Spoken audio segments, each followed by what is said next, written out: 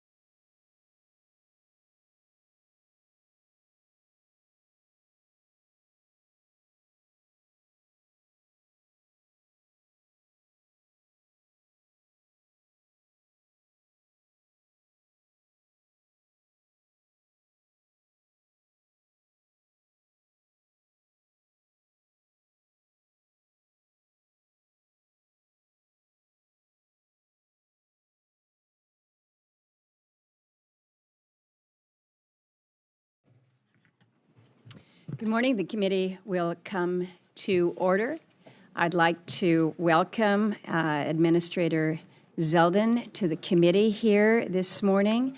I think it is important, auspicious, that as we begin our budget hearings, we begin the oversight through the Interior Appropriations Subcommittee with the EPA. An area of interest, I think, for all of us as we think about how we ensure that Americans from Alaska to Oregon to New York to all the places in between have the benefits of clean air, clean water for all of us. So thank you, Administrator, for being here to discuss the fiscal year 2026 budget request. We recognize that what we have seen is skinny, as we refer to it around here. Each year, the subcommittee holds a hearing to examine the EPA budget requests. Some years, the budget is the focus of the hearing, and others, it's agency actions that draw the majority of the questions. I think it's probably safe to assume that this year it's going to be a mixture of both of these. And again, we've just seen the skinny outline of fiscal year 2026. We have yet to see the full details of the President's budget request, but I have to just sum my comments at the outset in saying that looking at some of these proposed cuts, I'm looking at them and questioning whether they are serious cuts. I find many of them problematic. And so I'm just going to be open and honest with my words here this morning, and we will have good dialogue, constructive dialogue in this committee. So again, while we're waiting for additional details, I want to spend my time this morning talking about the vision for the EPA, and Administrator, how you plan to use your position to continue to better provide clean air, water, and land for Americans from Alaska to Florida, from California to Maine, and how a budget like the one that you've proposed could support that mission. Under the Biden administration, I had some very serious concerns about the regulatory overreach of the agency. I expressed them often. I also shared the concerns that I felt were overzealous enforcement actions coming out of the agency that went contrary to the needs of Alaskans. We were able to figure out how to find common ground in certain areas to make progress on some things that were certainly good for Alaska. I mentioned to you contaminated lands, residential wood stove testing and certification. We still have a long, long ways to go on PM 2.5. I think we know that. PFAS 301H waivers. We've got work to do. I think we know that. So now we're in a new administration, new administrator, and perhaps a different direction here. I do appreciate many of the actions and the initiatives that we have had a chance to discuss. Certainly support the willingness to work with the Army Corps of Engineers to review the WOTUS rule, your reconsideration of Clean Power Plan 2.0, the vehicle emissions rules, and then, of course, a renewed focus on permitting, something I would think that all of us can come together on. But my concern this morning, and what you will hear from me and I think many others, is the approach that's been taken with regards to freezing funds, canceling grants, and then the reorganization of the agency. I'm looking at it through not only through the lens of Alaskans, but really all Americans who, regardless of how you feel about the EPA, we benefit from its data-driven decision-making, the remediation efforts, and the mission to protect human health and environment. And I give a lot of leeway for an incoming administration's prerogative to implement changes in support of the policies and priorities, but it also has to be done with clear articulation of the goals against which such changes will be measured. And so it's problematic when as the committee, we're asking questions, we don't receive basic data that would be helpful, would be good guidance for us. And so when we see implementation of significant changes without working or seriously communicating with us, your partners in Congress, it just makes it harder for us to do the job of supporting your mission.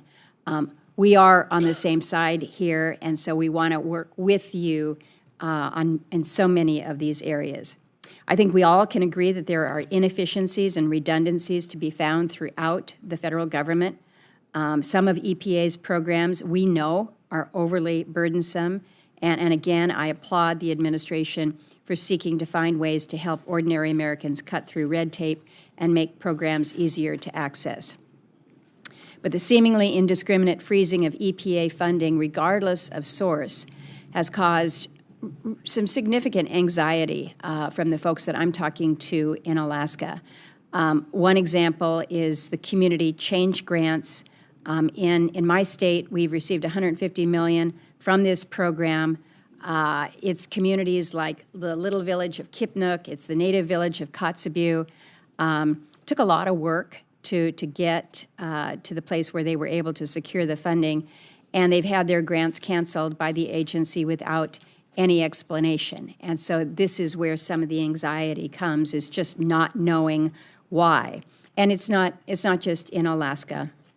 I think members on both sides of the dais can and probably will talk about the benefits of the grants to their states and their communities.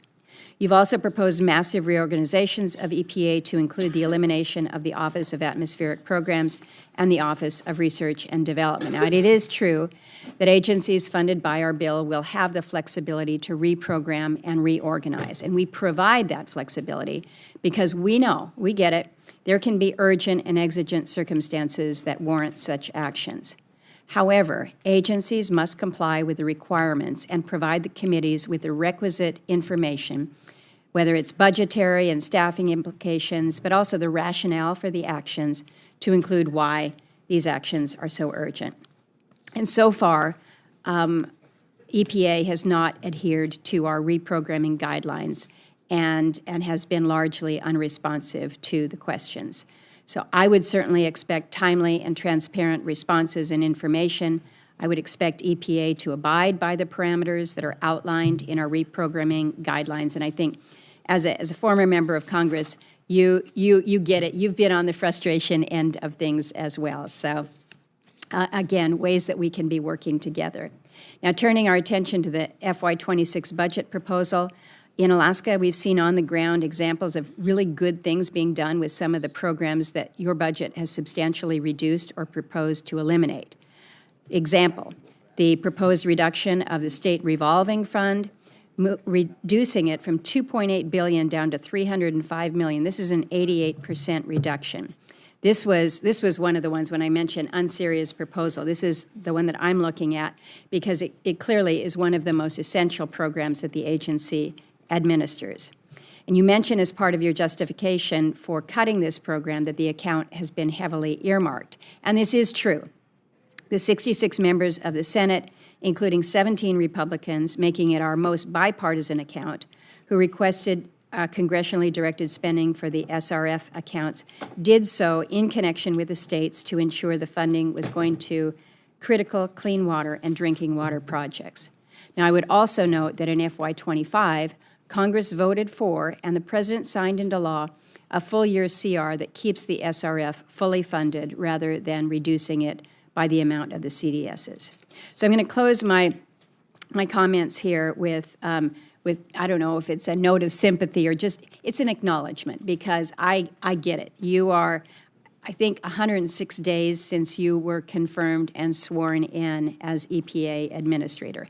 And for an agency as key and as vital as yours, that's really a short time to get everything up and running, from enacting the administration's priorities to establishing a clear working relationship with us here in Congress. We know that you're still getting your team in place because we're trying to move them through our process here, and it is slow, and you need those folks. You need the members of your team. So I'm giving you the benefit of the doubt here. There's plenty of time for us to figure out what's working, what's not, establish open lines of communication between our teams that will mutually benefit your mission and all those that we work for. So I'm eager to start on that. I thank you for your testimony today, your willingness to answer our questions, and just the opportunity to be working with you. And with that, I turn to Ranking Member Merkley for his comments. Thank you very much, Chair Murkowski, and congratulations on being chair again. You were chair from 2015 through 2020, so you're well seasoned in that world. And one of the things I really appreciate about the Appropriations Committee and this subcommittee in particular is the bipartisan collaboration. 11 of our 12 appropriation bills went out with massive bipartisan support, most of them unanimously, including the Interior Bill over several years, and we look forward to hoping to replicate that again. I just want to see the work that we do in this committee get taken up on the Senate floor, worked with the House, and have that whole bipartisan spirit result in a bill that lands in the Oval Office.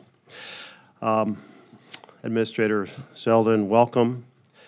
This is the ordinary business of Congress that we conduct every year, but this year is not ordinary.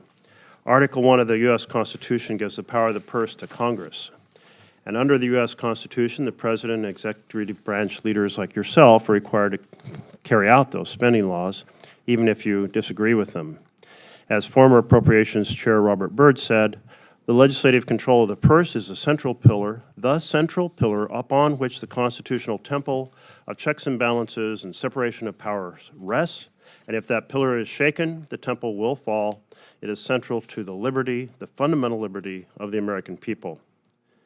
But this administration, the Trump administration, is striving to topple that central pillar of liberty by seizing the power of the purse. President Trump and OMB Director Russell Vought are pursuing a deliberate strategy of impoundments in which they ignore appropriation laws passed by Congress, laws not just passed by Congress, but signed by presidents, and withhold funding intended for specific agencies and programs. The EPA, the organization that you lead, is one of those agencies. This is not the first time that a president has tried to impound funds for the EPA. President Nixon strived to do that in 1973. The Supreme Court ruled that the executive branch could not steal Congress's constitutional power of the purse. In other words, the executive branch must implement the laws passed, signed into law, as they are written. That decision was reaffirmed 2 decades later in 1998 when the Supreme Court ruled that Congress could not give the constitutional power of the purse, could not delegate it to the executive branch through a line-item veto. Yet under your leadership, Mr. Zeldin, EPA has illegally and unconstitutionally impounded about $24 billion.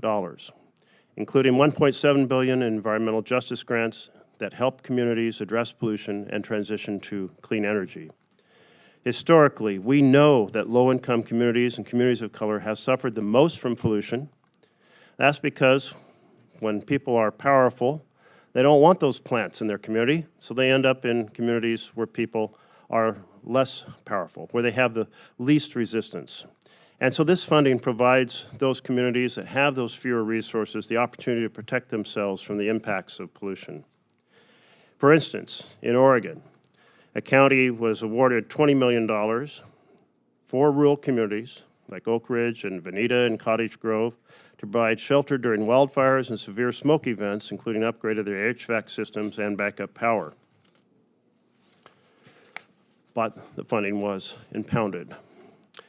Also impounded was funding for private capital investments, to leverage private capital investments for solar installations and efficiency upgrades through the Greenhouse Gas Reduction Fund. You may not like those programs, but you are constitutionally obliged to carry out the law as written, and you're not doing so. Illegally impounding these funds and others, EPA is refusing to spend in dangerous communities by making it harder to address pollution and climate chaos. If these illegal and unconstitutional impoundments weren't bad enough, your budget proposal makes a bad situation worse. It's scant on details. It denigrates science. It antagonizes federal employees. It undermines the core functions of the agency. A budget is a statement of values, and your values are clearly to put the profits of polluters over the interests of the people. Your budget slashes EPA by 54%. It drains 90% of funding from the state revolving funds, which support communities in meeting standards for tap water and protecting streams and rivers. So, Zeldin, I go to every county every year in Oregon and hold an open town hall.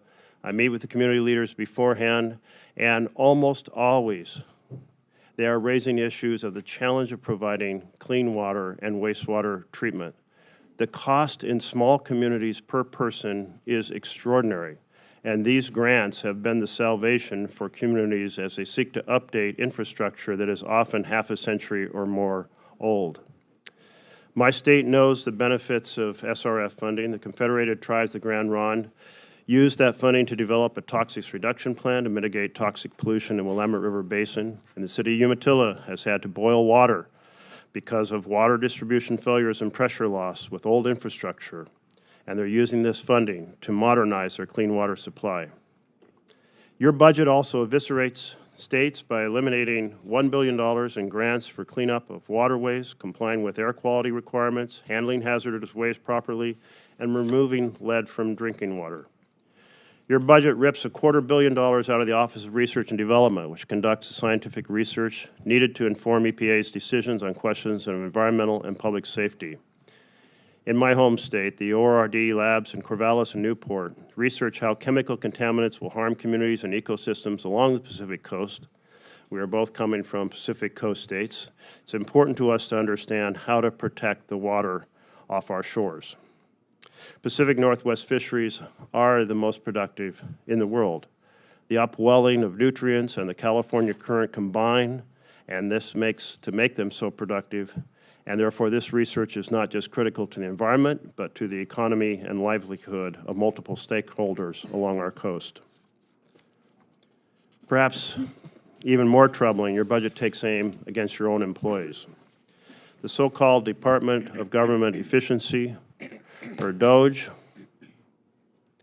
has already taken a wrecking ball to EPA's professional staff.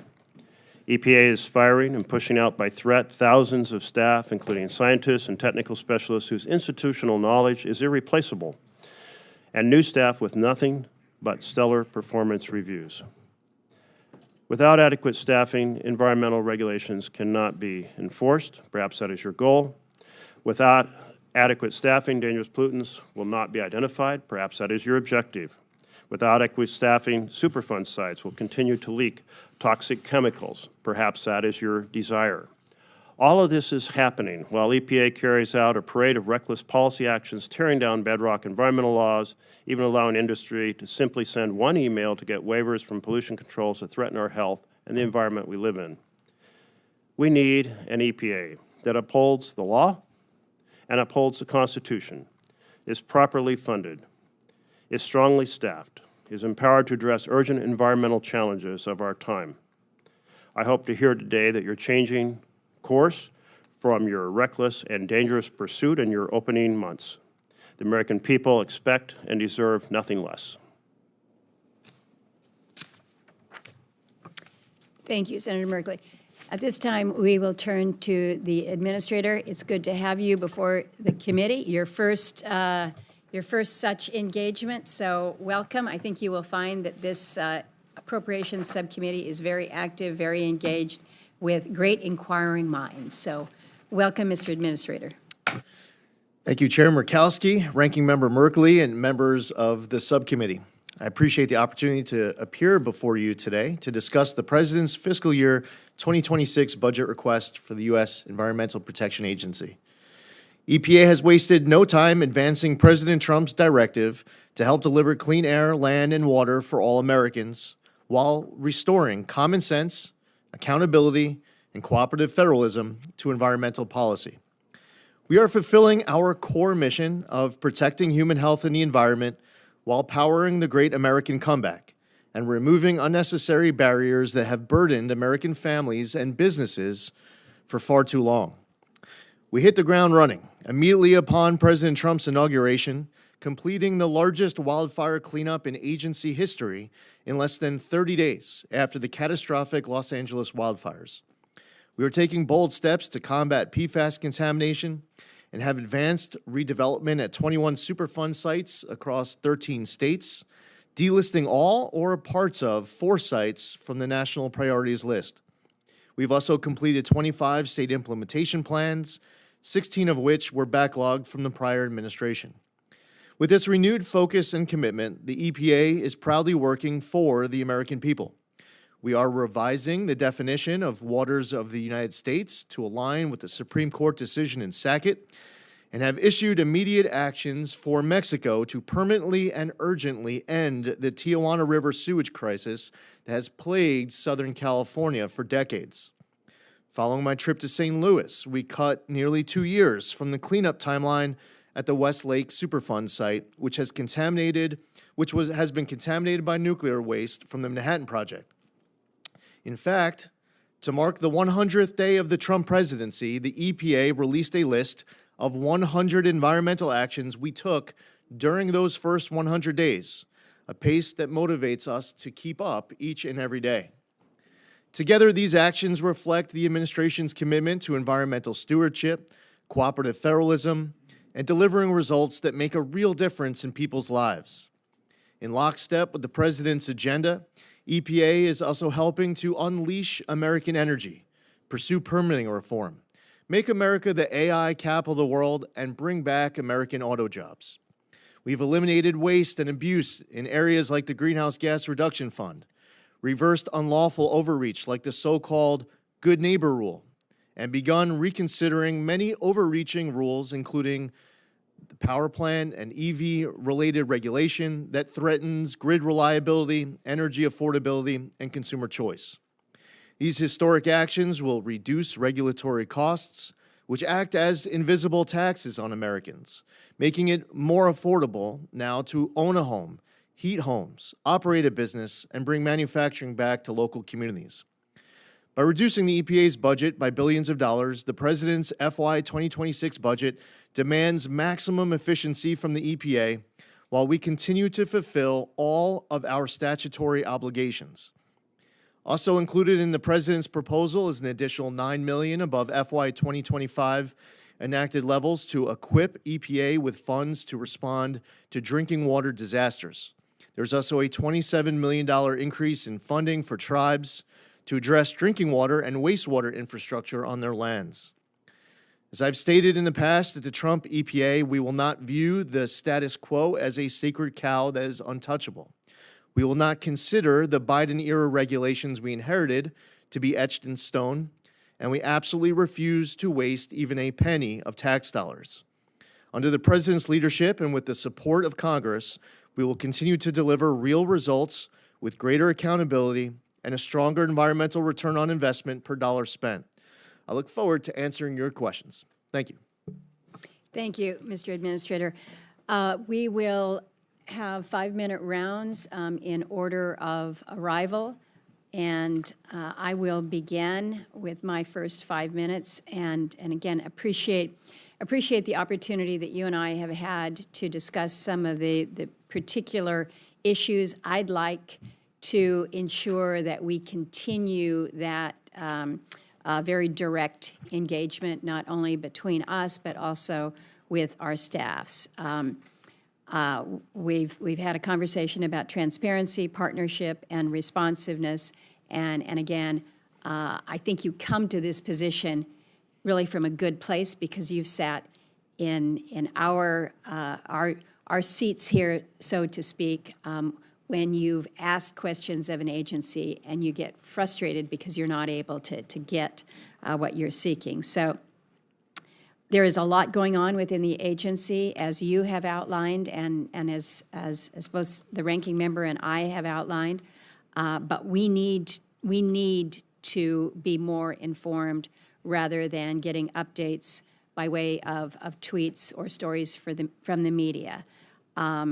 The agency has issued reorganization notifications, but we're not getting the full picture or the answers to some of the questions that we have asked. So my direct question to you this morning is just a renewed commitment that the promise of transparency, partnership, and responsiveness is there, that we're going to be able to have meetings between your senior teams and our folks on the appropriations side, so that we can help you, let me help you type of an approach. And that's what I'm seeking from you this morning, Mr. Administrator. Absolutely, Madam Chair, and you uniquely, amongst 535 members of Congress, have a bat phone into my office, which I would encourage you to use at any time we've spoken since my confirmation. And when we meet, you often have a very long list of priorities for Alaska that you're fighting for, that you're passionate about. And to make sure that we're working through that list at every opportunity is something that will be a priority for our team as long as I am here as administrator. And I would encourage you to reach out whenever you would like. And I'd be available to work through whatever's at the top of your list that day. Very good, very good.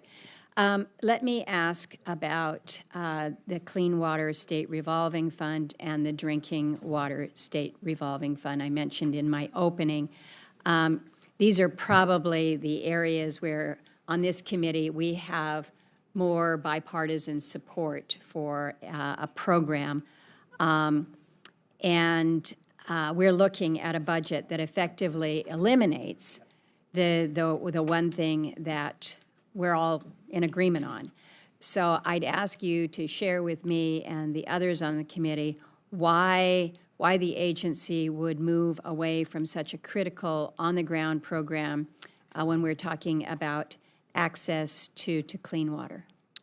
Madam Chair, as you pointed out in your opening remarks, and as you referenced from the skinny budget that was released that we're here to talk about today, there has been a bleeding out of funds deliberately through decisions made by Congress to earmark.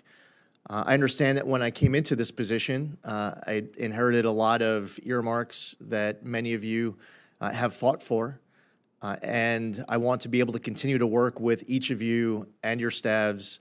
In some cases, we need to get the recipients to submit paperwork where they're on the receiving end of big earmarks so that we can work through this backlog as quickly as we can. It would be helpful to have a conversation about the SRF and the use of earmarks and how that has been reducing the funding through the years. As you all know, there's a difference when these skinny budgets come out, whether or not something is funded at $0 or it's funded at $1. Now, that might not seem like much to the American public in understanding how these conversations go in Congress. The SRF is not zeroed out in the skinny budget, and in fact, it has hundreds of millions of dollars there in it. So as we go forward with this process, I look forward to more conversations about the SRF, and I'm sure members of the House and the Senate will be having conversations amongst yourselves as to what you believe to be the appropriate funding level for SRF, as well as the future of the program and whether or not earmarks will continue to be used to reduce that balance. That's obviously a decision that Congress has a very important role to play. Well, we do, and we can have a separate discussion about earmarks. I think we both know that earmarks don't contribute to the top line number. You are discussing here a concern that I have raised with you, that there has been over the years congressionally directed spending earmarks that have been moved through the process, authorized and appropriated to, and still not spent down. So my time has expired now. Know that on this next round, I'm going to ask for a little more discussion about that. But I do think that given the significance of the Clean Water State Revolving Fund and the Drinking Water State Revolving Fund by so many of us, that this is something that let's have a broader discussion about how we move forward with what I would think most of us recognize has got to be a priority within the EPA. The ranking member of the full committee has arrived. Ordinarily, I would defer to my ranking member here for his questions, but okay. So, as you can tell from my opening statement, I'm very concerned about the issue of impoundments. Are you familiar with the concept? Of course, Senator. You understand that it involves freezing funds that are to be allocated by law? Senator, I'm familiar with the impoundments. I also understand we're having this conversation in the middle of the fiscal year as opposed to after the fiscal year. Do you understand that the Constitution of the United States assigns the power of the purse to Congress, and do you follow that understanding? Absolutely. So you understand that when you impound funds, you are violating the law? No, Senator. We are going to follow all statutory obligations, and we will abide by all laws. But you're not. You're impounding funds against the law. We absolutely disagree with you very strongly. And the courts have also found it's not just against the law, it's unconstitutional. If you're citing a particular district court judge, Senator, that's one thing. But there's a lot of district court judges coming up with their own interpretations of the law. That'll go through litigation processes, So but at it the is the EPA, Supreme we Court of the follow all United laws. States that has weighed in. And do you consider the Supreme Court not to be a legitimate source of decision-making? Of course, the Supreme Court is the highest court in the land. Then why are you not following the Supreme Court's understanding of the Constitution and the law? We are following all laws and the Constitution, Senator. Then why have you frozen $1.7 billion in EJ grants illegally and unconstitutionally? They are neither illegal or unconstitutionally frozen, Senator. Are they legally frozen? Yes, Senator. Under what authority of the law? Senator, Congress appropriates funding, and then say if the Biden administration is in place last year and they're at the beginning of the fiscal year, they might apply their own administration's policy priorities. So they might decide to send money to, say, the state of Alaska, and they might include aspects of fighting for equity or education instead of remediation. But it wasn't the Biden administration that passed this law, it was Congress. Oh, and so this is in the law as written and as signed by his president, and yet you're defying it. Yeah, Senator, it would be important that the premise of your question, I mean, we're going to have to just disagree as strongly as possible. You've also frozen whether the or not greenhouse anything was gas done reduction funds, again, illegally and unconstitutionally. Are you going Neither to follow illegally the or Constitution? unconstitutionally, Senator.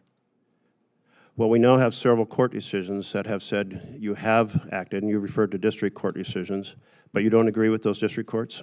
Senator, if you're referring to a district court decision that was then stayed by the D.C. Circuit, then I would also encourage you to look at the appeals process, which which is important. And as you referenced earlier in a prior question, how important it is to look at the Supreme Court.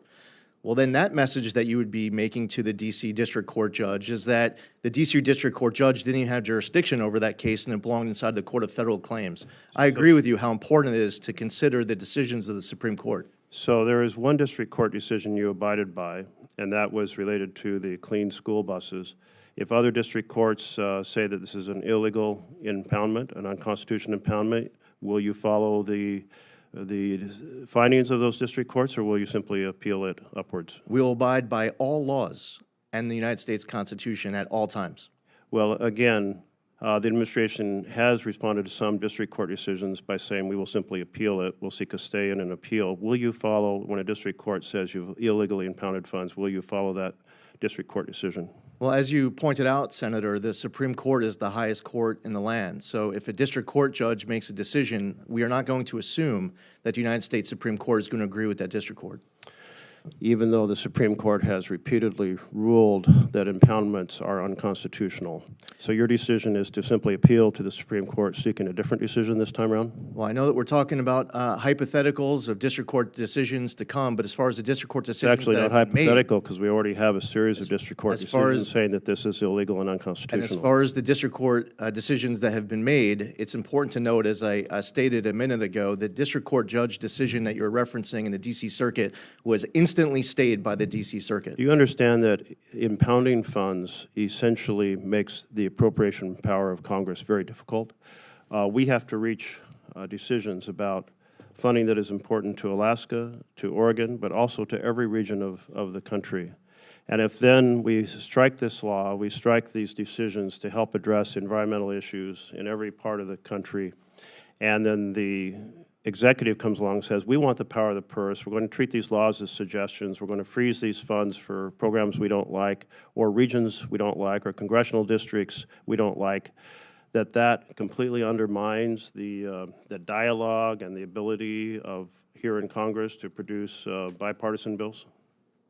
Senator, I don't know if on either side of the dais I've ever heard in one round of question more premise of questions that I possibly disagree with.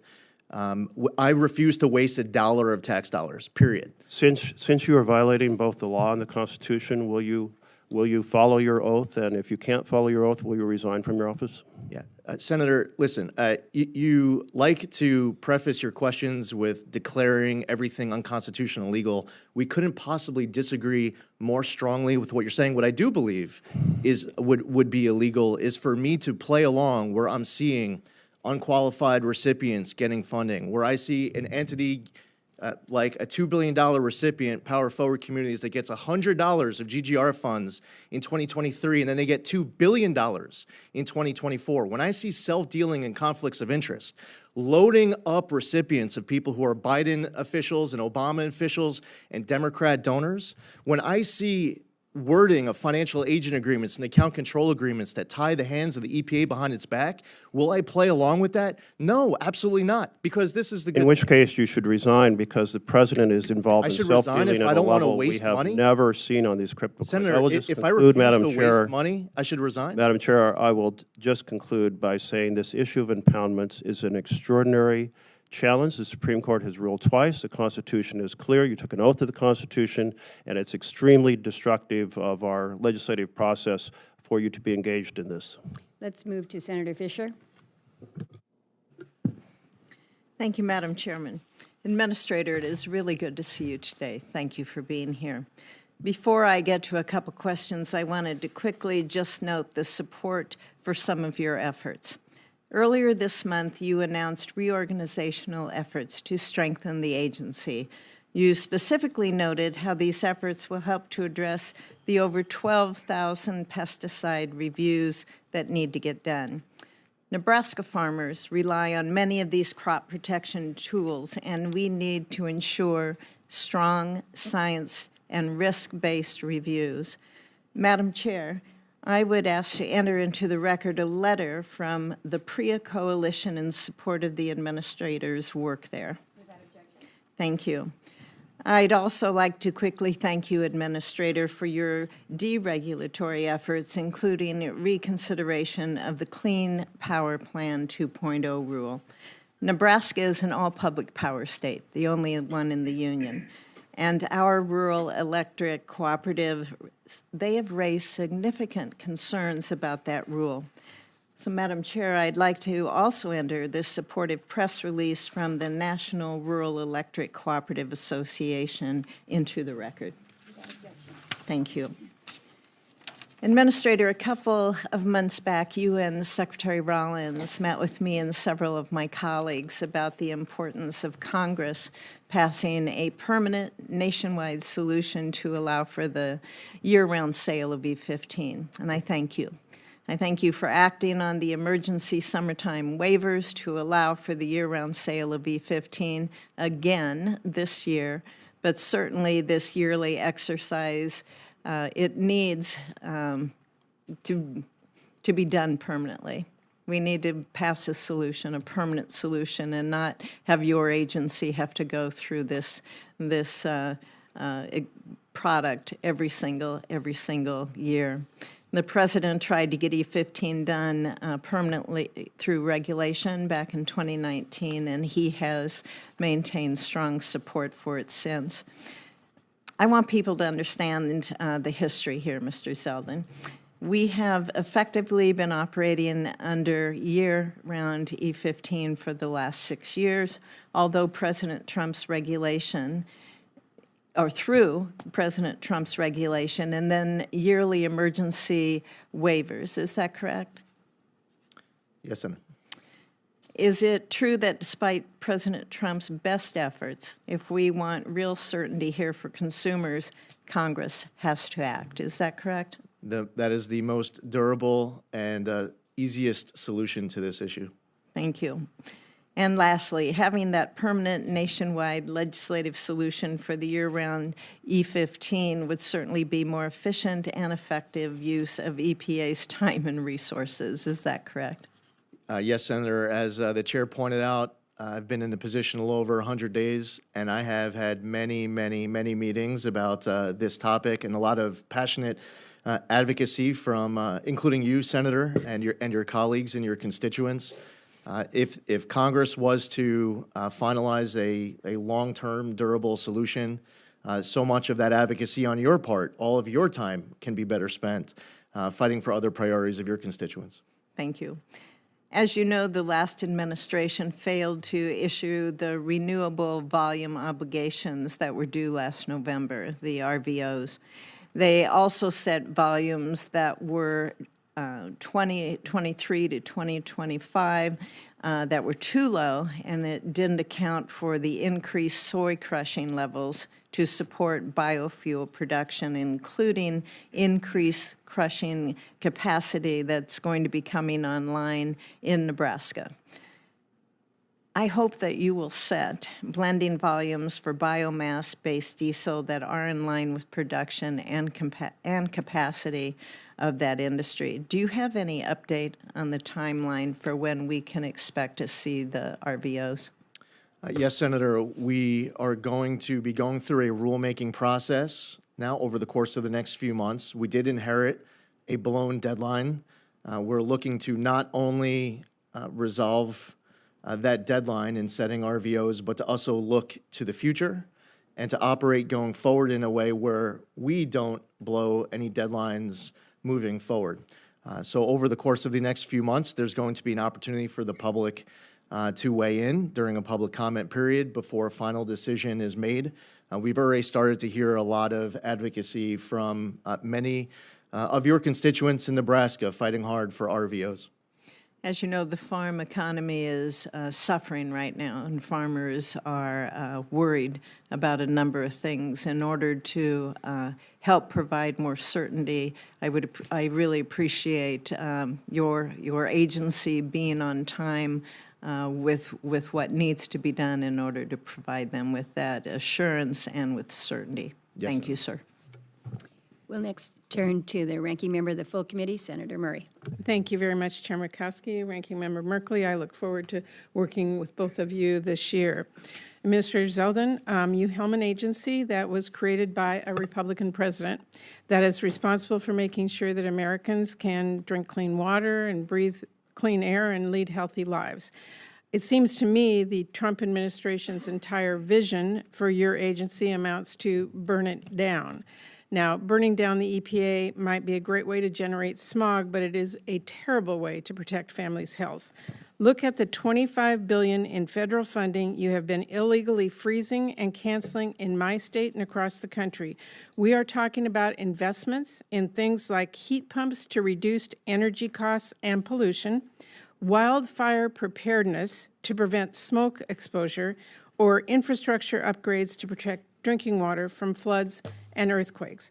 Blocking this funding is hurting communities everywhere. It has prompted lawsuits as well as investigations by the Government Accountability Office. And I have to say to you, it is unacceptable to hear from GOA that your agency has not been cooperating with those requests from them.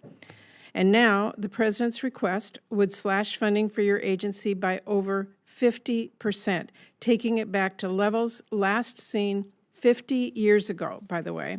And I should note, protecting the health and well-being of the American public does not happen on its own. The EPA is powered by skilled and dedicated public servants, a group you have worked to demonize for months on end. Now, while you proudly gut your own agency's workforce, you leave hardworking Americans who are suffering the consequences. Your job is to make sure kids have clean water when they turn on the tap, fresh air when they go outside. Your job is to make sure that our rivers in Washington State are full of salmon, not toxic sludge. And your job is to follow the law and to get the funds out that Congress passed. For the past 2 years, this committee has passed bipartisan spending bills to invest in the EPA and into our communities. And despite the draconian budget that you have put forward, I'm going to be pushing to work with this committee on a bipartisan agreement once again that safeguards our health and our environment. Now, Administrator Zeldin, at the same time you propose cutting the EPA's budget by 54% and slashing staff by over 20% and gutting many of EPA's core programs, you insist that despite these cuts, the EPA can carry out the congressional directives of the bill we passed with bipartisan support through this committee without compromising the EPA's responsibilities. There is no way that can be true. Do you understand, Administrator, that your job is to execute the bipartisan laws negotiated in this committee and in Congress and carry them out faithfully, not to gut the programs that Congress passed into law? Of course, we will fulfill all statutory obligations, and I would encourage you to read the announcement that we put out the morning of the President's 100th day that has 100 environmental wins from the first 100 days of the Trump presidency. I don't know if you've had an opportunity to read it yet, but based off of the way— Well, I have had an opportunity to see your budget. And when you eliminate offices and slash staffing and propose cutting the budget in half of EPA, you are making certain that the government will not be able to protect the public from pollution. That is not what Congress intended. Now, the federal government has given states significant responsibility to implement our bedrock environmental laws, like enforcement of the Clean Water Act and the Safe Drinking Water Act. EPA provides basic funding, categorical grants, to every single state, so they can carry out more than 90% of the on-the-ground work that is necessary to comply with environmental laws. Your budget cuts 16 of 19 categorical grant programs, which the Environmental Council of the States, it's a bipartisan organization of environmental agency directors from all 50 states, says will, quote, incapacitate state environmental programs. That's from them, not from me. We are talking about massive cuts, $843 million for Texas, $459 million for Florida, $169 million for Louisiana. It's hard to see this as anything other than the EPA abandoning its responsibility to states. And I wanted to ask you, have you consulted with any of the states on this proposal to eliminate almost all the categorical grant funding? Every aspect of this skinny budget was done deliberately as a result of a lot of conversation, a lot of thoughtful conversation. With the states? States are absolutely included as it relates to conversations that take place about our priorities. Well, I will say my state and many of the states said this would be devastating, and states cannot shoulder this burden, and I look forward to working with this committee to, as we've done before, in a bipartisan way, make sure that we fund these programs. Finally, your agency has been cutting billions of dollars in grants indiscriminately, irrationally across the country, including in my home state of Washington, and I want to give you an example. Wildfire and extreme heat waves, they are major threats to public health for a lot of the country. A few weeks ago, the EPA terminated a grant that would have made sure community centers in Spokane had the infrastructure needed to serve as a refuge during extreme weather and wildfire emergencies. There was no explanation for that cancellation. That is a community that saw 19 people die and over 300 people hospitalized during a heat wave a few short years ago, where wildfires are a constant threat. So let me ask you, is it woke to protect people from wildfires and heat stroke? I don't know if you're going to get anyone in America to answer yes to the way you put that question out there. Well, is it inefficient? Is it wasteful? Why was this grant eliminated? There are hundreds of grants. I would have to have that individual grant in front of me. One of the, when Congress sets an appropriated level on a particular type of grant, we need to make sure that over the course of the fiscal year, that money is well, being apparently spent, after that we're 4 working with months, Congress. you decided that this community, Spokane, didn't need to deal with their extreme weather and wildfire emergencies. I don't know whether you won't tell me whether it's inefficient, wasteful, whatever your word is, but you need to know that you're abandoning communities in my state and across the country, and that funding was appropriated for work exactly like this. Thank you, Madam Chair. Thank you. Let's go to Senator Hoeven. Thank you, Madam Chair. And Administrator, thanks for being here today. Appreciate having you. Both NERC and FERC have expressed concerns about grid reliability for our electric grid nationwide. And the reason, as you know, is very simply because we're losing base load on the grid, and we have more and more variable sources of energy. And one of the big reasons we're losing that base load is because of the regulatory blizzard that's been put in place by the Biden administration that is forcing coal plants to close down with no benefit to the environment. We continue to move forward in our state with the latest, greatest technological innovations to address SOx, NOx, mercury, CO2, you name it, right?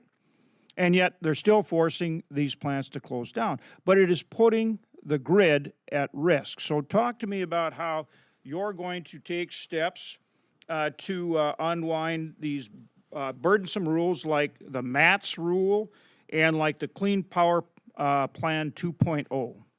Senator, we believe at EPA we can choose to both protect the environment and grow the economy. It's not a binary choice where we have to pick one or the other. Over the course of the last couple years of the Biden EPA, there were a lot of regulations that came out, many of which seeking to strangulate entire industries, to put, for example, the coal sector completely out. Well, these are jobs. For many states, this is how they are powering their lives. This is an important engine of their economy. On March 12th, EPA announced many different regulatory actions, including a reconsideration of that Biden-era MATS rule, including what's called Clean Power Plan 2.0, as you referenced, and other rules as well. Now, some people like to post some photograph, of the 60s and 70s and say that if we get rid of some regulation from 2024, this is what the water is going to look like. This is what the air is going to be like. We're talking about regulations from the last year or two. And we're going to go through a reconsideration. We're going to follow the Administrative Procedures Act. There's going to be a public comment period. And while I can't prejudge outcomes now, at the end of the process, when I'm supposed to, we'll make a decision on what the future should look like on each individual regulation center. Right. Same thing now for waters of the U.S. Talk to me about how we are going to make sure that private property rights are respected with waters of the U.S., which once again, the Trump administration had put in place a responsible rule. The Supreme Court in Sackett has very clear, simple, prescriptive language as to what should be a water of the U.S. EPA seeks to follow the Supreme Court in Sackett and to make sure that there is a simple, durable rule that can withstand the test of time, that would allow any farmer or rancher, landowner, anywhere in America or state, like Alaska and others, they will know whether or not water that is on land is a water of the U.S. or not. And what's very important to point out is that just because a water might not be a water of the U.S. as it relates to Sackett, that doesn't mean that a state loses the ability to have oversight over that waterway. And that's a big misunderstanding as to what we're talking about here. So we are doing a rulemaking to reconsider the definition of waters of the U.S. to get the definition for EPA in line with the Sackett decision of the United States Supreme Court. We do not want any of your landowners to have to go pay an attorney or a consultant to tell them whether or not a water on their property is a water of the U.S. I want every one of your ranchers and landowners to know whether or not there's a water of the U.S. on their property. We owe it to them. And we should look at a map of the United States that has one definition that is being followed in all 50 states. We shouldn't have different definitions depending on what state we are in. And no matter what happens in presidential elections of the future, if we do this right and we come up with a simple definition that follows the Supreme Court decision in Sackett, the definition that we come up with now should be one that withstands the test of time. Thank you. And I also appreciate you referencing respect for states' rights. Respect for private property rights and respect for states' rights are constitutionally protected. And it's vitally important that the EPA and other federal agencies don't overstep those constitutional rights. Agreed, Senator. Thank you. Don't forget permafrost. Senator Baldwin. Thank you, Madam Chair.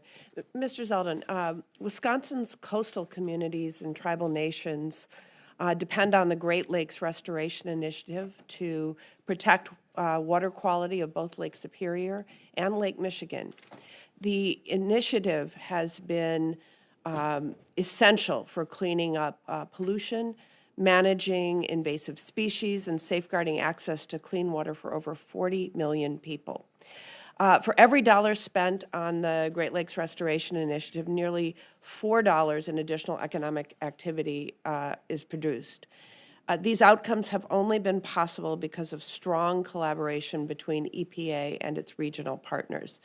So your fiscal year 2026 skinny budget makes no mention of the Great Lakes Restoration Initiative or the staffing necessary to carry it out. So I'd like you to tell us today what the administration's budget will include for the Great Lakes Restoration Initiative. Senator, while we're here and we're only able to speak about the skinny budget because the full budget has not been released, because you're asking about the Great Lakes Restoration Program, and I've heard from the Vice President who has fought for this program as well, a former senator from Ohio. This is something that is that there is great pride inside of the agency for the Great Lakes Restoration Program. There's a lot of support inside of the administration to make sure that this is that this program is funded and it continues very strong. Okay, so it will continue and it will be fully funded. It will in the budget. It will absolutely. That'll be the budget It will request. absolutely continue. And while I can't speak to a full budget that hasn't been released yet, I'm confident that you'll have a smile on your face as it relates to the Great Lakes Restoration Program when you see it. Wisconsin communities also face several challenges that make it more difficult to meet the demand and the expectation of access to clean drinking water. And we have increasing threats from PFAS contamination, an overabundance of lead service lines still, and inadequate and aging wastewater infrastructure. Our public water systems have relied on the EPA's state revolving funds to upgrade their water systems, to fix things that are broken so that they can protect families and workers. This budget decimates the state revolving funds and our nation's primary federal program for funding water infrastructure projects. So how do you justify this funding cut, this decimation to a family in Milwaukee seeking to protect their children from lead in their drinking water due to lead service lines, or a farmer relying on a rural public water system that hopes to provide PFAS-free water to their workers and their livestock? As I mentioned, Senator, to Chairwoman Murkowski's question on this topic earlier, this is a good time for a conversation as it relates to the bleeding out of funding for SRF. Congress chooses... We're having this conversation right now, and Right. you're hearing, I hope, strongly from this committee that we are committed to restoration of those funds because they serve such a vital function in our communities. I wanted to add a couple of words to Senator Fisher's question about biofuels. I just want you to know that the biofuels industry is incredibly important in Wisconsin. We have several ethanol and biodiesel producers. Certainly we have corn and soybean farmers and rural manufacturing jobs that depend on a predictable and forward-looking renewable fuel standard. A strong standard would not only provide domestic market certainty to farmers during a time of volatile international market access, as you know, but also invest in our nation's energy independence while lowering fuel costs for consumers and creating domestic manufacturers' jobs. So I urge you to release a proposed renewable volume obligation rulemaking soon, and hope that the proposal will reflect market growth and demand in this sector. I agree. All right. Lastly, Wisconsin is home to an array of diverse landscapes. From the coasts of the Mississippi River and the Great Lakes to the wetlands and grasslands across the driftless area of our state, to the Chequamegon-Nicolet National Forest. Many of our state's most effective environmental conservation and restoration projects across these regions promote biodiversity to protect their ecosystems. Can you confirm for me right now that the Trump administration's executive order to ban diversity, equity, and inclusion at the federal level has not led to projects being deprioritized, delayed, or defunded by EPA if they mention such terms as biodiversity? I offhand, I can't think of a particular example. I would have to go back and talk to the team to see if there's anything. Can you assure me that the executive order on diversity, equity, and inclusion has not led to random word searches for words like diversity that lead to cutoffs in funding? Can you guarantee me that that has not happened at the EPA? I wouldn't guarantee that. I would imagine that if when we received an executive order as it relates to diversity, equity, and inclusion, that the team was probably Does that searching. include biodiversity in your opinion? What I'm saying is I would have to, as it relates to that term, biodiversity, I would have to check with the team. I'm not aware of that, but I would have to ask. Do you think supporting and promoting biodiversity somehow violates the president's executive order relating to bans on diversity, equity, and inclusion funding? I would have to see examples of how that term was applied to a particular program or grant in order to be able to answer that. Thank you, Senator Baldwin. And on behalf of the chairman, I think she went to vote. Now that we're actually trying to get our 15-minute votes in again, I think we're all trying to honor that. Okay. Administrator Zeldin, first of all, welcome. I'm new to this subcommittee as well, and I look forward to having the opportunity to work with you. I want to thank you, first of all, for your willingness to revise the Waters of the United States, or WOTUS, rulemaking. As you know, the last several decades, wetlands that were drained to become cropland prior to 1985 have remained exempt from regulation under the Clean Water Act. The first Trump administration clarified the rules governing prior converted cropland, or PCC, protecting affected land from clean water regulation as long as it was used for agricultural purposes at least once every 5 years. You're going to hear a lot about these ag issues as you come into this position. The most recent WOTUS rule under the Biden administration ended the prior converted cropland exemption immediately upon a change in use. This departs significantly from the flexibility provided by President Trump's 2020 WOTUS rule. I recently introduced the Farmers' Freedom Act to codify President Trump's earlier definition of prior converted cropland. My question today for you, Administrator Zeldin, as you work to develop an updated WOTUS framework, will you consider revisiting the definition of prior converted cropland? Senator, I'd be happy to follow up with you on that to make sure that we're heeding your calls and considering the merits of your point.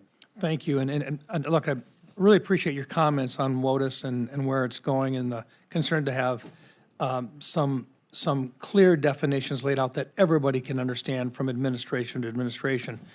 The ongoing uncertainty surrounding WOTUS regulations has been a major challenge for American farmers, and I've appreciated your commitment to working closely with the ag producers as you undertake this rulemaking process, and I appreciate that. You're going to find there's a lot of folks that want to work with you on that particular issue.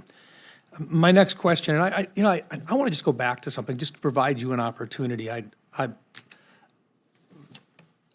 There's a lot of us here that really do think that there's an importance to the clean and drinking water state revolving loan funds, and there's a $2.46 billion decrease in the skinny budget proposal that's been laid out. So let me just ask this question on it. Congress appropriates, and we direct, we authorize, and so forth. My suspicion is that Congress will seriously consider reappropriating those funds again. Would it be fair to say, although there's been some suggestions that you're not following the law and so forth, if we appropriate it and direct that it be put back into those revolving loan funds, you'll follow the law and you'll see that it's been done? Of course, yes, Senator. Okay. So, I just I appreciate that, because I think, the misunderstanding is that somehow that you're not going to follow a law on this. When Congress puts it in and we say, no, we want it back in and it should go back out to the states, at that stage of the game, we can count on you working with us to get it done appropriately. Senator, and I appreciate you raising this point in this example. Congress appropriates funding, and then the agency distributes that funding as it's required to under the law. That doesn't mean from one administration to the next that the Trump administration is going to come in agreeing with the policy priorities of the prior administration that just left office. There might be a disagreement of opinion between administrations, and we come in towards the beginning of a fiscal year. The way that funding will go out over the course of a fiscal year might be applying the new administration's priorities as the American public voted for last November. Right, and based upon where there is broad latitude provided to the executive branch in the expenditure of those authorities, but where the Congress is more specific in their appropriations, it makes it cleaner and more directed in terms of your ability to decide up front whether it is truly the will of Congress to do it in one particular program, such as these revolving loan funds. Senator, I love your question, and this applies to so much, from appropriation to policy. If Congress wants an agency to take a specific action, Congress can give an obligation to an agency. I'm here as I was during my confirmation process, and I will continue to come before Congress committing to fulfill all statutory obligations. And if there's some new statutory obligation that's created because of some law that's passed, say, a month from now, our agency will fulfill those statutory obligations. It's a really important point. Thank you, Senator. Thank you. Thank you. And at this time, on behalf of the chairman, I would recognize Senator Van Hollen. Thank you, Senator, and welcome, Administrator Zeldin. I noticed that as a member of Congress during the first Trump administration, you opposed their recommended cuts to EPA's Long Island Sound program. Similarly, during the first Trump administration, those of us who represent Chesapeake Bay states successfully opposed on a bipartisan basis their proposed cuts to the Chesapeake Bay program. I'm glad to see that the spend plan that was submitted by EPA for fiscal year 25 shows that you plan to continue to invest in the Chesapeake Bay cleanup program at the appropriated and authorized levels of $92 million. I just want to confirm with you today, yes or no, that's right, isn't it? Yes, everything in the skinny budget that is before us, the answer is yes when repeating what you all are reading. Well, this is with respect to the spend plan, which is separate from the skinny budget. I do also... Senator, and by the way, and I'll answer maybe your next question. The Chesapeake Bay program, which I know you're fighting hard for, as we heard Senator Baldwin referencing the Great Lakes Restoration Program, the Chesapeake Bay program is an amazing program. Our team takes great pride in running it. It's filled with a lot of success stories that span multiple states, including yours. And we will make sure that you also have a smile on your face, as Senator Baldwin will have on hers, when the full budget is released and you see the numbers for Chesapeake Bay. I appreciate that very much. You anticipated my next question, right, fiscal year 26, so thank you. Now let me turn to an area where we have some significant disagreement, which is the greenhouse gas reduction fund. In just the last few days, an independent analysis of the benefits of that fund was conducted by the University of New Hampshire. It was released. Simple question, have you had a chance to read it? Is that the one that was written by a former Biden administration official? I do not believe so, but we can check. I think so. Here's my question: Have you read it? Was my question. If we're Senator, if you're referring to the what you this is on May 12th. Yeah, if that's the one that I'm thinking of, because I was presented a document, it might have been that which you're looking at. I understand it was referred to as independent. Right. Okay. But my understanding from the person who gave it to me that it was written by a former Well, we'll Biden take a official. look at it, but I hopefully just being a member of an administration doesn't disqualify somebody from a fair analysis. Let me move on, because this analysis shows significant benefits from the deployment of the greenhouse gas reduction fund, including 41,000 new jobs each year compared to current policy, over $20 billion in additional wages by the year 2031, and very importantly, a whopping savings of $52 billion over the next 20 years for consumers. And I hope you will read it and give it a fair look, because you have made some wild, untrue, and reckless statements to justify your illegal freezing of these funds. And, Mr. Administrator, I can say that with confidence because the veracity of your statements has been scrutinized by the federal courts, right? That is where, unlike on media outlets, you actually have to present evidence under penalty of perjury, you and your lawyers on your behalf. So let's look at what Federal District Court Judge Chutkan has said after weighing the evidence and claims that you have made. During a hearing in early April, the judge pressed the lawyers for any evidence to back up your claims of waste, fraud, and abuse, and found that EPA, and I quote, never proffered this adequate evidence, unquote. The judge wrote that the EPA, and I'm quoting, has failed to provide a single piece of evidence to support your claims.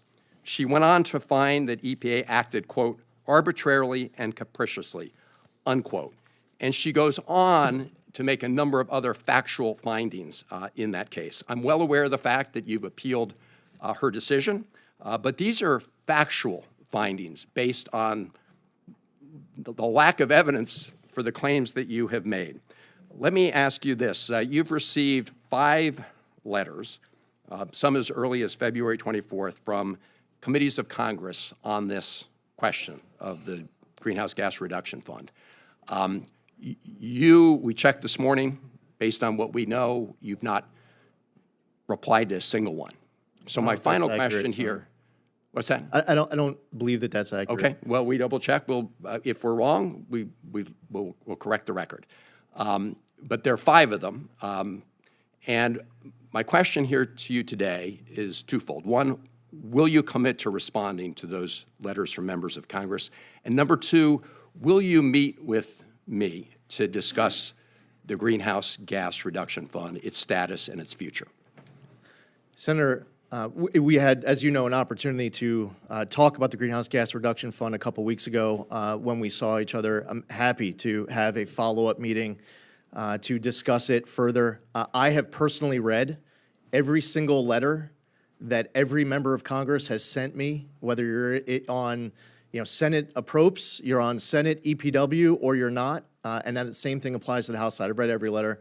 I believe every single member of this committee who sent me a letter has received a response up to this particular point. You reference, Judge, the D.C. District Court judge's decision. It's important to note that that decision was stayed by a circuit court. I would further point out, because, and I don't know, Senator, if you've actually read the judge's 31-page opinion. Actually, I have. Mr. Okay, so I've got it right here. Great. And if you wouldn't mind, Senator, if you can look. Can I just finish the point real quick? Of course. Then Okay. If you can, if you wouldn't mind checking out the footnote on page 29. Yeah. It says that that we have not provided any evidence of reduced oversight after the November election, but we provided the judge the January 13th amended account control agreement that does exactly that. Now, it's a decision that the judge makes to make believe that that document, that wasn't provided to the judge. Now, here's the other Mr. thing. Administrator, no, I'm going to reclaim my time. Now I'm going to intervene because we are in the middle of 2 votes. We still have 3 more members that need to ask their questions, so. I appreciate that. I just want, therefore, Mr. Administrator, I look forward to meeting with you to discuss these things. As you know, in court, that is where people have to testify under penalty of perjury. I don't mean you, your lawyers on your behalf. And these are the findings I read from the judge. Thank you, Madam Chair. I look forward to continuing the conversation and getting responses to those letters. I wasn't citing them from this committee members. There are 5 other members on other committees, including EPW, who at least have told us they haven't gotten responses. So we'll follow up on that. And we will have an opportunity Thank for you. second round. Okay. Senator Capito. Oh, thank you, Madam Chair. And I'm going to just make a statement, then I have to go back because I have an EPW hearing and you're coming in front of our committee, I believe, next week. First of all, I'm really pleased that EPA officials are in Charleston, West Virginia. The past EPA wouldn't come to Charleston, West Virginia unless we kind of pressured them under duress to talk about the new WOTUS rule. So I'm pleased that you all are listening to our farmers, our landowners, our local officials are being heard. So I appreciate the quick and outward listening sessions that you're doing to a very overreaching and impactful rule. On your reorganization, and we can dig into this more next week, I'm very pleased that you've put more emphasis on the Office of Chemical Safety and Pollution Prevention. As you know, our chemical office over the last 4 years has been extremely sluggish, if non-existent, in terms of licensing new chemicals, which are cleaner, greener, and safer. And for the life of me, could not figure out why they were stuck.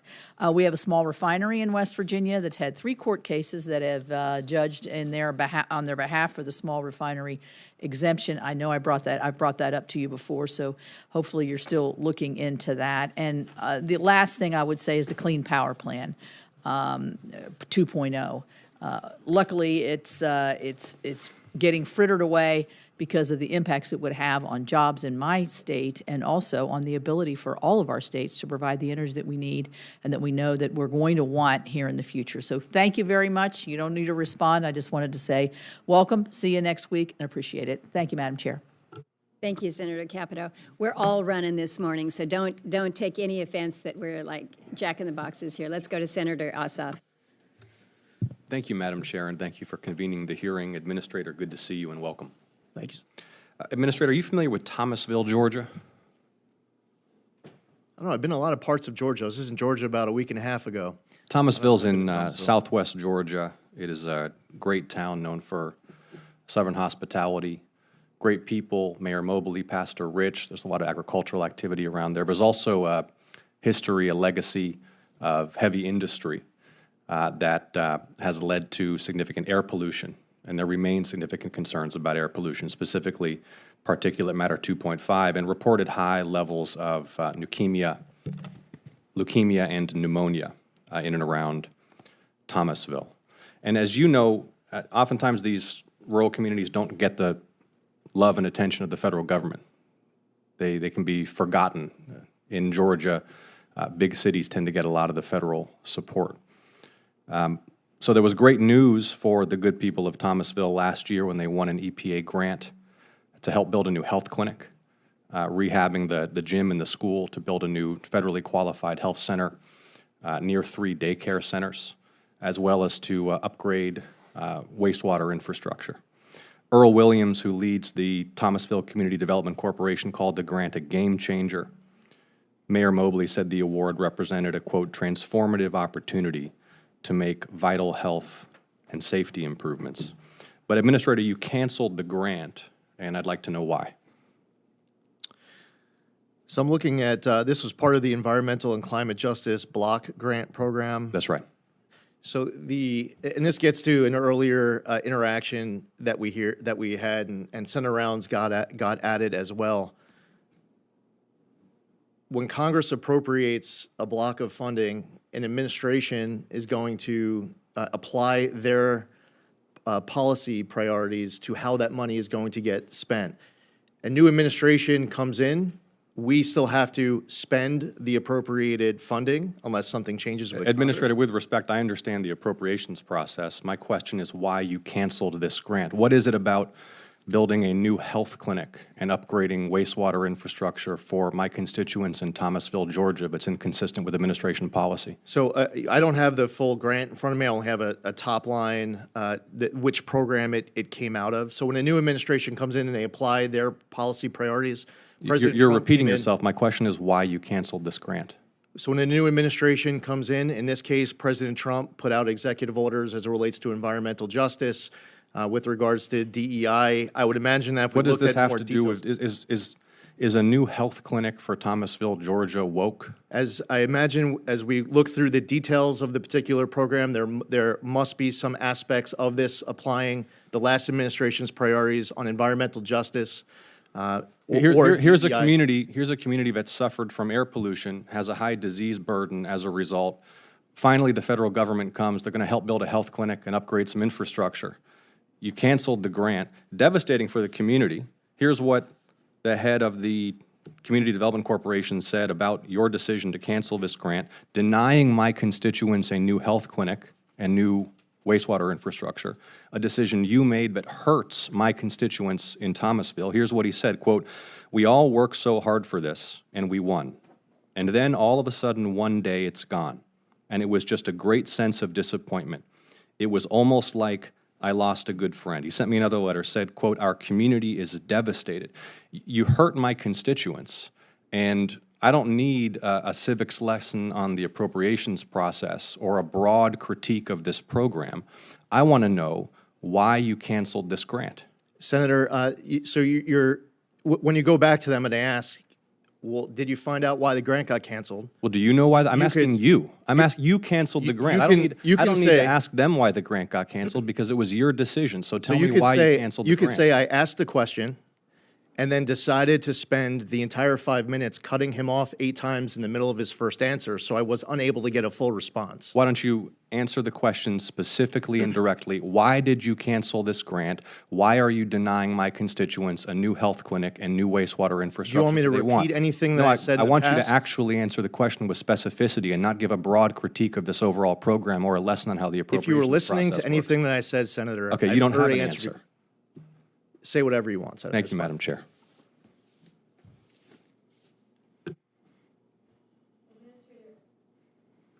Administrator, I had asked you, we had a discussion about the congressionally directed spending projects. You have indicated that indeed we've got a backlog here that we need to address. My understanding is that since fiscal year 2022, Congress had directed 2,264 CDS projects at the EPA. Only 705 have received the funding. So I think both of us would agree, you know, we've got an issue here. There's a problem. The FY25 CR, of course, did not include the CDS projects. So I'm looking at that and saying, all right, the agency has the balance of the fiscal year to work on catching up from this backlog of the CDSs. Can you just give me a little bit of your understanding in terms of how you've directed your team to expeditiously get these projects out the door in a more timely manner. I appreciate the question, Madam Chair. The backlog goes back years. Yeah. And I've directed my team to both work with the members of Congress who represent those areas, the members of Congress who requested those earmarks, to get assistance in the case where the recipient has not been responsive, and simultaneously to try to engage as much as possible directly with the recipient to try to get the recipient to submit their paperwork. We want to completely get through the entire backlog that we inherited as quickly as possible. Can we help you with that? I mean, Yes. I'm working with my constituents right now as we're moving forward in this year's appropriations and getting requests for CDSs. So can you perhaps either let me know who it is on your team that we need to be communicating directly to, if there are snags on your end, or perhaps, again, you're just not able to get in touch with the applicant? Yeah, 100%. And as you well know, the EPA is broke down into all sorts of different program offices. Right. And it might not be just one person for all grants. It might depend on whether the backlog, we might be talking about a backlog inside of the Office of Water where they need assistance from the members of Congress, or maybe it's another office, maybe it's the Office of Air and Radiation. We would look forward to an opportunity to work with you and your team and all members of Congress on both sides of the aisle as much as possible to eliminate the backlog that we inherited. Good, good. Let's do that. I think that's a good plan. Many members here have asked about different grants and programs, the pauses, the freezes. It's been particularly frustrating in Alaska when we hear that there's been a holdup in terms of the grant award. We've got just a limited construction season. It's just hard. And even if you're not choked by ice, you might have a barge that comes up with your materials for a project maybe once, maybe twice a season. And so it can push a project back not just months, but by another season, another year, perhaps multiple years. It's been hard to provide some clarity to our communities on which grants are going to be awarded, which are just going through the review process that you shared with us, which grants have been terminated. So I'd ask if your folks could provide a list of what's actually been paused for review versus what has been terminated. I think we've heard, for instance, on the EJ grants, that one has been perhaps more clear, but there are a lot in between, and I think it would help our communities if there was more certainty as to what has actually been terminated versus what is still in the pipeline for review. So I'd ask for your help on that. Absolutely, Madam Chair, and we will continue to be distributing funding appropriated by Congress as we go through the rest of the fiscal year. That will include funds for your great state, and we look forward to working with you on the process. As you know, when the president first came in, there was a administration-wide pause that was lifted. The pause that was then instituted for EPA was more specific to some of the Inflation Reduction Act programs. There was a clean school bus program concern that was raised early in the administration when Lion Electric and their bankruptcy issue caused some questions to be asked to make sure that the concerns with Lion Electric it was just specific to Lion Electric. And as it relates to the grants that were canceled, that's something that if you have any questions about what was included in that, we're happy to answer any individual questions. Good. Okay. We'll work with you on that list. Senator Merkley. Thank you, Madam Chair. And I have 4 letters from communities in Oregon that I'd like to enter into the record. Without objection? Thank you so much.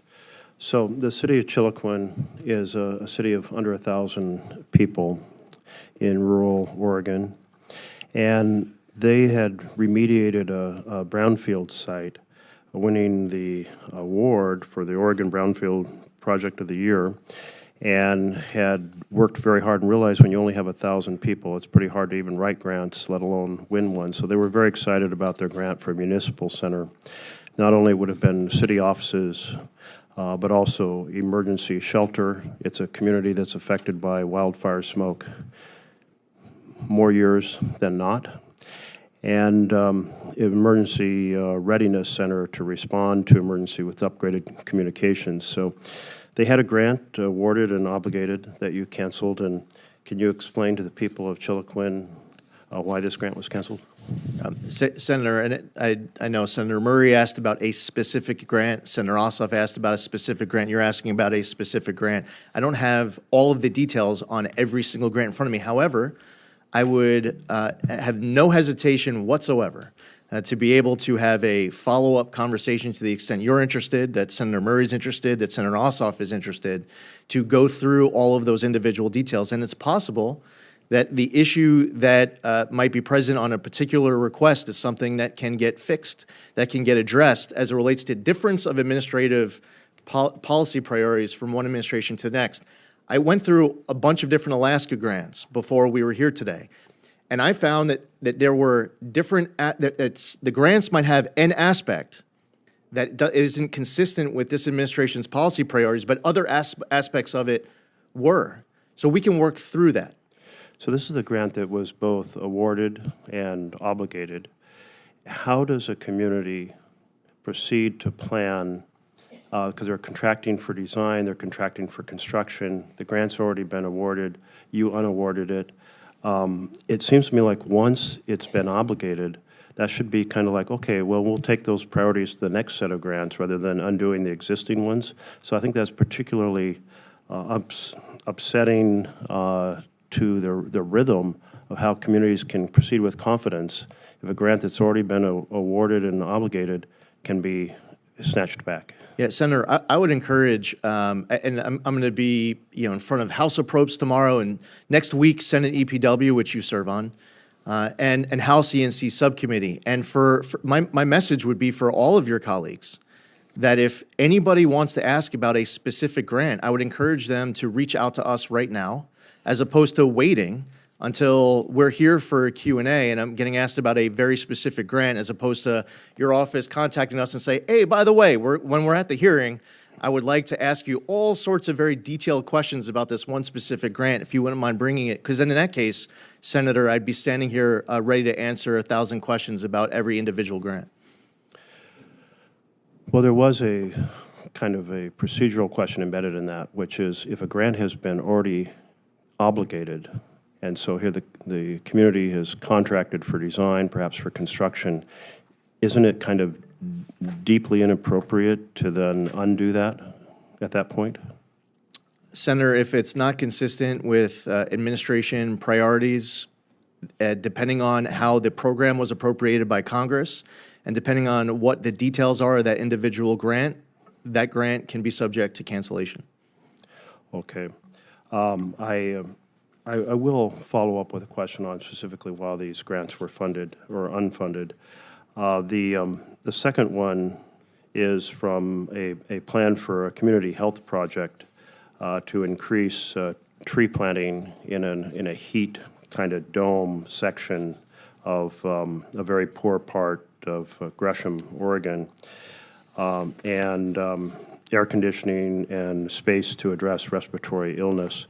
Does the community, does the philosophy, when you say it's inconsistent with the philosophy of the government, is the incoming government against addressing air conditioning to address heat emergencies or spaces to address respiratory illness during smoke emergencies?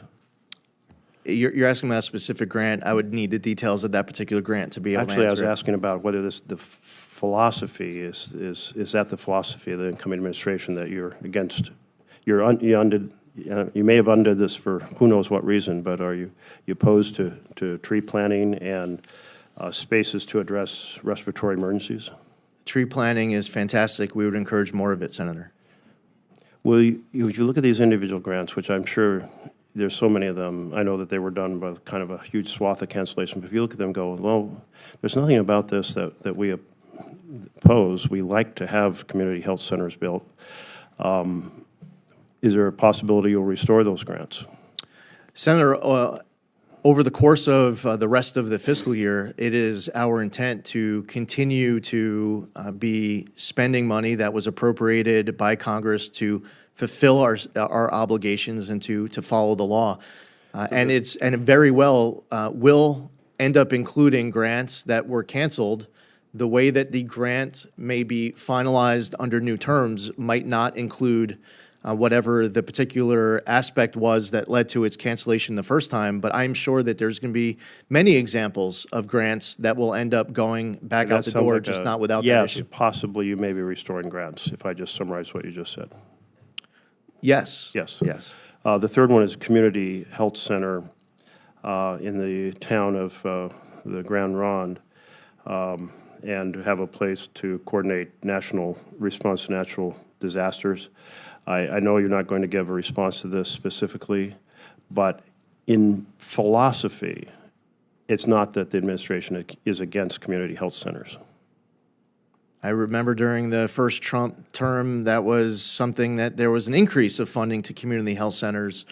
That was a subject of legislation, I remember, because I was in the House at the time. And the fourth one is an early learning center, and the administration is not against early learning center in philosophy.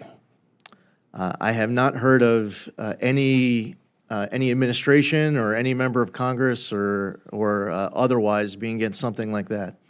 Well, these are important grants. I think there may be elements of each of these grants that you don't particularly like they're going to put solar panels on the roof, or the wording of the grant used the word resilience, or said we're responding to heat emergencies from climate change. I'm sure there's words you don't like, but I hope when you review these grants, and you've stated your intention to spend the money in these categories by the end of the fiscal year, which is only months away, that you'll examine these. I'll get you a list for Oregon. I think it's in these small communities, it's so hard to even write a grant.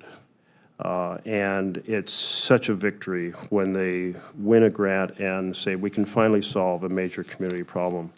And I know I'm over my time, Madam Chair, but I will close just with this note, because you've responded to the question of earmarks or congressionally directed spending on the revolving water fund.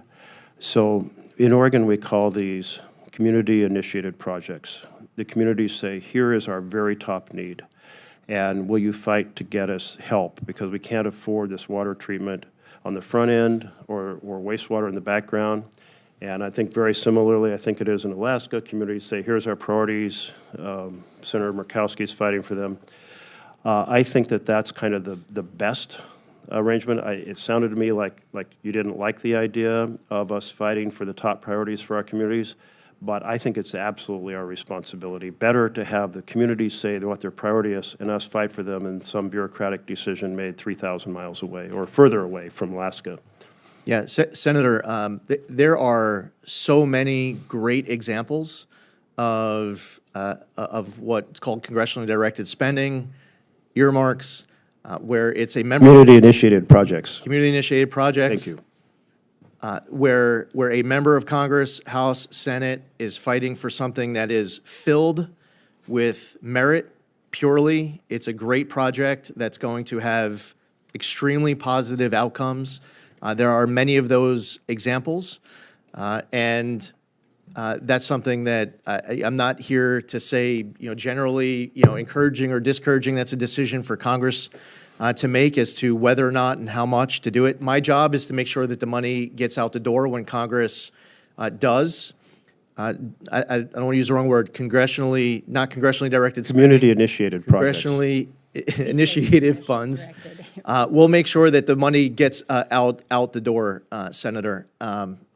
The point as it relates to the description, the notes, in the skinny budget as it relates to SRF is just the concern of how that pot of money has been used, how with regards to these funds. With that being said, I'm sure that there are many different examples of what was described there being good outcomes for a particular community. That a very thoughtful, congressionally initiated. Community initiated project. Funding. So I was used to the term earmark when I was in Congress, but we can call it something else now. The reason I don't love congressionally directed is it's not that some invention of us up here that we just say, oh, it's what do we want? No, it's what have our communities identified they want. So I've been trying to get the Appropriations Committee to change its terminology to reflect what's actually happening, and I think it puts it in a strong light. So I want to just follow on Senator Merkley's comments here, because the operating plan for FY25 we've received. It's very much in line with the previous year's funding level for each line item. There's a lot of changes that have been discussed, but it sounds like you are committing to spending the funds as delineated in the agency's spend plans. And I guess my ask to you is, if that's not going to be the case, that the committee, or the subcommittee, excuse me, receive a reprogramming request so that we basically follow the process, the procedure here, if in fact the agency is not doing the spend out as we have anticipated, as these small communities understand them. I just have two very quick follow-ons. One is very easy for you because we've discussed it at length, but it is a significant issue in my state when it comes to contaminated lands. The history that I have shared with you of Alaska Natives receiving their settlement of lands being conveyed by the federal government, and basically they were conveyed tainted lands that were contaminated by various actions of federal agencies, whether it's the land managers or the Department of Defense. And so we have made some good progress with EPA, and believe me, this is not EPA's fault or liability for the contamination. It's the federal government's. But what we have learned is that the EPA is uniquely qualified to help us solve this issue. Over the past couple years, there's been roughly $20 million in funding that has been directed to contaminated lands, and the agencies have been doing some really good work. I just need your commitment that we're going to continue with this.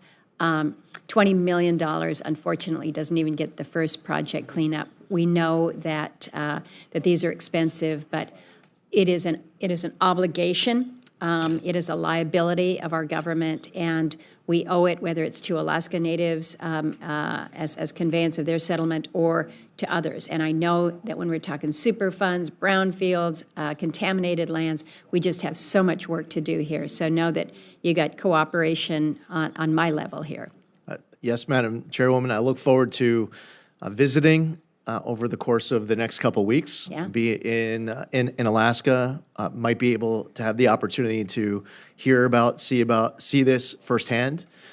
And I will, with regards to all appropriations, make sure that we are fulfilling our obligations under the law. So if Congress appropriates the funds, we'll make sure that it's spent. Very good.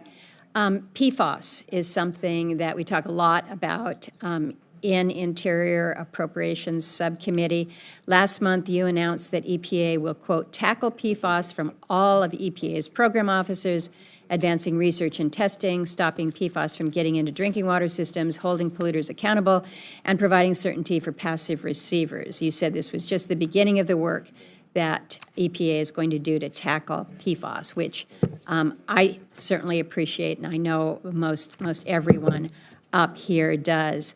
Can you tell me whether the operating plan and and the skinny budget requests, whether they actually reflect this kind of full forward push on PFAS, and whether it includes the $10 billion that the bipartisan infrastructure law funding provided to take on PFAS contamination. I'm looking at this skinny budget and I'm saying, good for you, let's go on PFAS. But I'm worried about making sure that we're actually budgeting to do so. And I'm also worried about whether or not, with the RIFs that we have seen to date, as well as what is anticipated about perhaps an additional fork in the road, whether we're going to be able to do the job. So again, this is something where you're going to have good support from people on this committee for the initiative, but do you have the budget and do you have the people? Yeah, Senator, we're actually adding people into this effort inside of the Office of Water. As you noted, this spans multiple program offices at EPA. A lot of the PFAS work is done inside of the Office of Water. The reorganization announcement that we made a couple weeks ago includes boosting that effort inside of the Office of Water. The press release from April 28th that you referenced included a lot of different actions that we plan on taking, and everything that the agency has announced is already factored into the skinny budget that is before the committee today. And so let me just ask more directly whether or not you're concerned that the RIF or the deferred resignation is going to impact your ability to execute, whether it's on the PFAS side or contaminated lands or any number of issues that you've heard here from members. No, Madam Chair, this is a very important priority of ours at EPA. When I was in Congress, I was a member of the PFAS task force. I had voted for the PFAS Action Act when I was a member of the House. I represented the district that had all sorts of different PFAS contamination issues. This is something that, in many respects, started during President Trump's first term in office and has continued to progress since. And we're going to make sure that we're hitting the ground running. That's included in the April 28th announcement. But as we noted in that announcement, that's just some of the many decisions and important work that's before us. It is a very high priority. So you've spoken to the adequacy to meet the PFAS mission. Are you concerned about your numbers EPA-wide to do your overall mission, not just specific to PFAS, but with everything else that you're looking at? Because the reduction in staffing is very significant. You've got to admit that. And so you've got a big task, and we want you to be able to execute on that. So just want to hear from you whether you have any concerns about your staffing levels right now. Madam Chair, we are going to fulfill all statutory obligations. One of the things that was a surprise to me coming into the position was just how many people who are employees at the agency were not working on any statutory obligation at all. And I also want to say that there are a lot of amazing, dedicated employees at EPA. The American public might feel disconnected from agency employees who might be working in Washington, D.C., but there are a lot of people who have been there for a long time. They believe in the agency mission. They work hard every single day. One of the reforms we brought in coming in is ending COVID-era remote work, and it's great to hear noise in the building, to see the foot traffic, and to see people being productive and collaborative. But if anyone out there was tuning in and they don't know what the agency looks like, it's filled with a lot of amazing, dedicated workers who believe in the agency's mission, and we're going to work hard to make the public proud. Well, I'm glad that you've acknowledged your workforce, because I think you do have people who are good public servants. They're proud of the work they do, and the work that they do has value, and we want to recognize that. I know our second vote is coming to the end. Senator Merkley, do you have anything quick? Just very quickly, I want to accentuate my concern, following on your concern of the employees. By the rough count we have now, we lost about 400 people, probationary staff who were fired within their first year, 560 in the first round of deferred resignations, 180 in the DEIA who have been RIFed. That's 1,129. Deferred resignations, second round, 1,800 have opt-in, so now we're up to almost 3,000. Office of R&D rumored that we reduced to 500 positions, which would be a loss of 1,300 additional, so now we're at 4,300. I'll just point out that for 2 decades, the level of employment at EPA was about 17,000. Right now, it's about 14,000. So subtracting the numbers I just shared, we're talking about more than 4,000 reduction from that. Meanwhile, there's all sorts of programs that have been established over time. As Congress has said, we want to undertake things like addressing the environmental laws and the fuel economy standards and the Innovation Manufacturing Act and updates to the Clean Water Act and updates to Safe Drinking Water. So you have all these additional responsibilities, but it sounds like you're aiming to reduce the employment to around 10,000, and therefore it raises doubts that this work can really get done. Do you share those concerns, or should we be concerned? Senator, when the president's full budget comes out in the coming weeks, there will be more information as it relates to what you're raising on the number.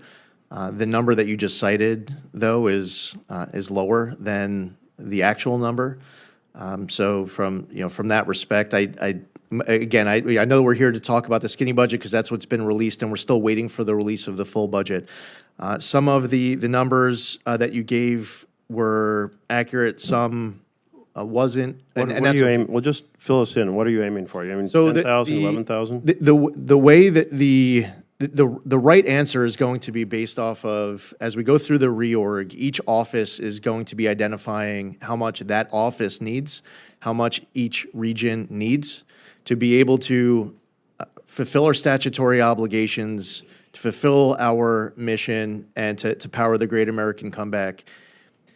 Each office, when they have their number, it all gets added up, and that is the right-sized number. So we'll get the number agency. Later, is what you're saying. Right, I'm just filling you in on the process of how we are going to arrive in that. We're in the process of going through the reorganization now. That's how we will arrive at that final total number, which is higher than the number. All right. Well, we look forward to those details.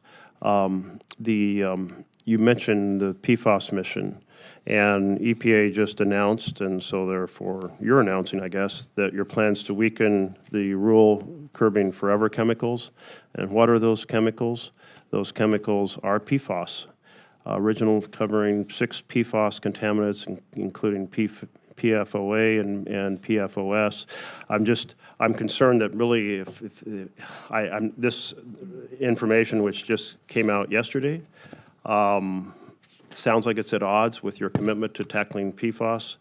I'm concerned about the numbers. I know it sounds like we're going to learn a lot more when we have a full budget and a full vision laid out before us, and we can have a more detailed conversation. Well, Senator, I don't know if you're quoting a news story. And you might not come as a shock to you, but sometimes the news says stuff that's not accurate.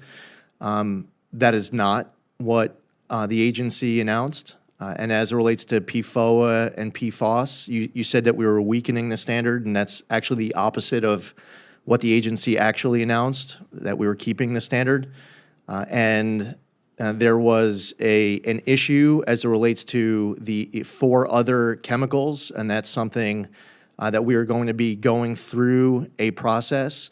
But that doesn't mean that it gets weaker. The number might end up getting lower, not higher. So when you go through a process and we follow the law at the end of it, the final MCL might be a lower number, not a higher number. Madam Chair, I'll just submit for the record this article from the Washington Post titled EPA Plans to Weaken the Rule Curbing Forever Chemicals in Drinking Water. Okay. Thank you for your testimony, but we will look forward to a lot more information as we have a full budget and a full reorganization plan. Yeah, thank you. And Madam Chair, I would encourage the committee to look at the actual announcement from EPA as opposed to the Washington Post. We will have further discussion about so many of these issues, the reorganization, what we're seeing with the grants. But I appreciate, Administrator Zeldin, you appearing before the committee, responding to our questions. We will hold the record open until May 21st for additional questions from members and would look forward to your responses to those as well. And with that, the committee stands adjourned. We got to vote.